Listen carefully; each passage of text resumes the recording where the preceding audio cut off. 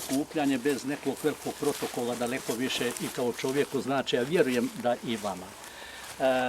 Za ova vaša okupljanja ja znam već par godina, Saša je krivac za tu informaciju i znali smo se mi naći na nekim, ajmo reći, našim seoskim proslavama od Udbine na Preobraženje pa dalje do, ne znam, Velike Gospojine u Revu i uvijek smo se doticali ovih problema. E sad, ja taj Meljinovac nekako znam i sa druge strane, zapravo njegova mati iz Frkašića je, koja je rođena tetka moje ženi, koja se tu negdje sakrila, nije ni važno, je uvijek nekako vezala te priče sa Meljenca, Meljinovca i tako redom, evo sad smo raspravljali kako ga ko zove i zbog čega ga zove. Tu sam ja dolazio početkom rata i brat Šljive, a i onda negdje tamo 92. godine njegovu majku, ženu, tetku, bila treća, seliti u Frkašić jer bilo je dosta kritično već ovdje na ovoj liniji. S ovim sam htio samo kazati da ja ovo selo nekako znam. Tamo otkud sam se ja oženio, to je Frkašić, Bože, odakle si, otkud ti žena, jeli? Onda je bilo i ti nekih veza, udala se na Meljenac, došla sa Meljenca, za crkvu Ružicu došli sa Meljenca, tako ti je priča bilo. Preko Škipine. Preko Škipine. Sada, ovaj Meljenac nije meni nepoznat, znam ga ovakav kakav je. Vama stvarno hvala koji ste vezani za ovo, ja bih rekao tlo.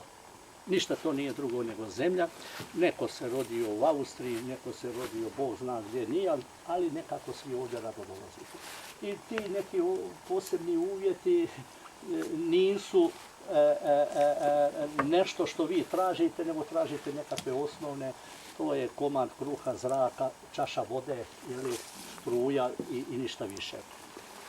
Ja ovdje ne obraćam se sada kao zamjenik župana Ličko-senjske županije ispred Srpske zajednice ili samo tako, nego više u ime stranke SDSS-a. Ja sam se jutros, kad smo ulazili u Lapac, profesor Pupovac, predsjednik stranke, me zvao. On zna za moj ovdje dolazak, on je bio pozvan od strane Saše isto ovdje, ali on danas putuje u Srbiju na komemoraciju obilježavanja Oluje. Meni je rekao da vas sve zajedno pozdravim i u ime njega i da na neki način, eto, primite to njegovo izvinjenje što nije mogao doći i da naprosto ne zna on da ja znam ovo selo daleko više od samo te priče, da zapravo ovoga prenesem njemu otprilike probleme s kojima se vi susrećete. Nekakav osnovni problem, ja sad možda ću pogrešiti, ali tu ste da me ispravite, dok sam razgovarao ovdje pojedinačno i s ljudima, ima problem je komad ovog puta, on je vezan za općinu Donji Lapac, definitivno za nju i za nikoga više, jer po zakonu to je nerazvrstana cesta, to je samo u njihovoj ingerenciji. Tu ako bude dobre volje ne vidim da se taj dio ne bi mogao riješiti na jednostavan način, da se proširi, napravi se nekakva odvodnja. Ovdje možda struja je najveći taj neki problem. Ja znam da ste je dobivali iz Lohova, isto tako znam da je to druga država. Ovdje nema sada obnova, ili barem nema obnova visokonaponskog voda po staroj trasi jer ne ide više otud, ali vjerojatno, ajmo kazati, ovaj dio koji se zove niskonaponska mreža. I imali ste jednu trafostanicu, što znači da ste nekako grupisani i da ta trafostanica pokriva, ajmo kazati, to cijelo selo. SDSS kao parlamentarna stranka ima svog čovjeka u HEP-u, Branka Jurišića, koga sam ja spreman dovesti ovdje, ali to ćemo se dogovoriti. Ne treba tu praviti ne znam koji skup, ali nekoliko relevantnih ljudi da mu zapravo iznesemo ovaj problem. Općina Donji Lapac, pritiskivajte. Ja bih volio da je neko od njih ovdje i trebao je po meni biti neko ovdje. Da zapravo, tamo su rekli, ako dijete ne plače, neće se ni majka često puta javiti. Smatrat će da joj ne treba da mu ne treba to što mu treba. Znam ja da Donji Lapac ima tu i Bušević, da je i ovo prije godinu dana elektrificiran sa ovim panelima, to je županija vodila, dakle direktno ja. Znam za Dragana Čučka ovdje iz Seoca da je isto to riješeno, ali međutim ovdje je jedna olakšavajuća okolnost što bi jedna trafostanica pokrivala cijeli ovaj dio. Sada, ko će svojoj kući u koje vrijeme voditi ili kada, ostamo to nekom vremenu i mogućnosti.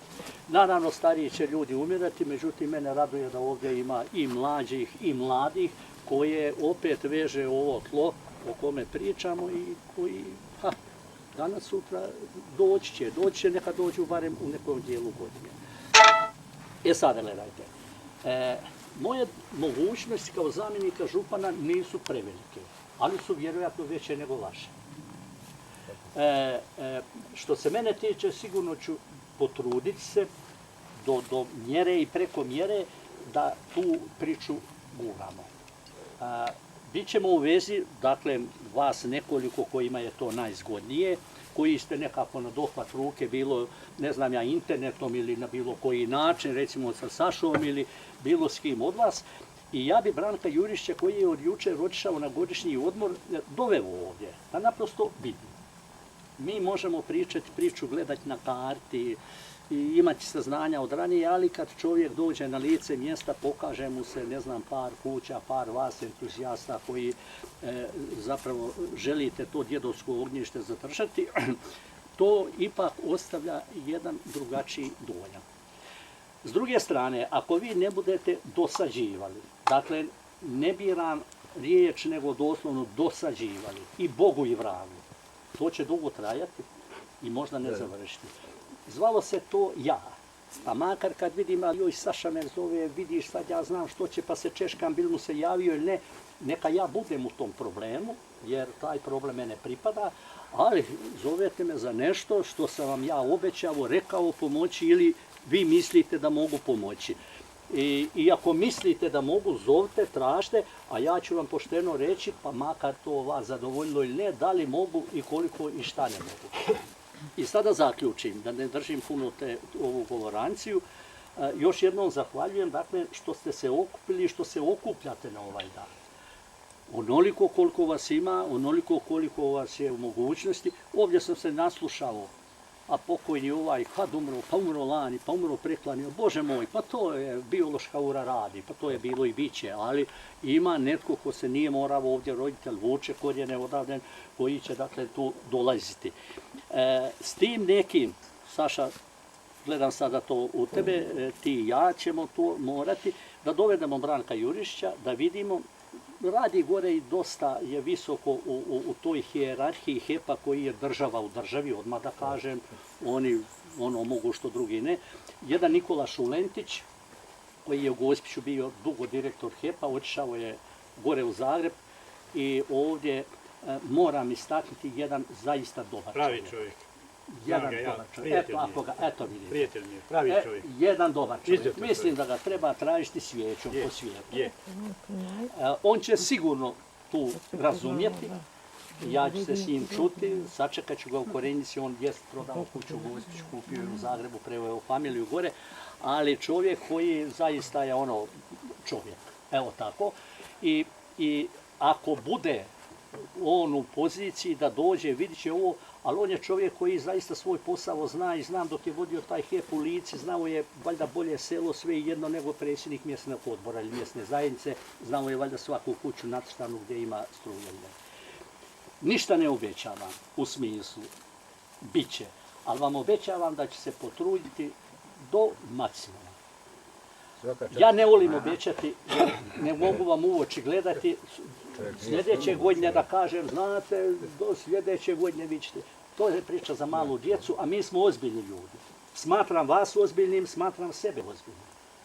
Ali ovo da vam obećavam da ću se zaista potruditi do maksimuma, sigurno hoću i pokušat ću koristiti od profesora Pupovca, koji baš i nije u ovoj državi, kako god on prolazio, da prolazio nekakva adresa bez veze, kojem je ušlo u uho, ovo što si ga zvao, ušlo, kod njega je vrlo važno da mu uđe u uho. da on to čuje, pa kad je onako ispada da je on negdje pogubljen, da ništa nije čuo, imajte u vidu da je čuo sve. I to ne ono što se kaže, kao da je uslikao, ja ću ga izvijestiti.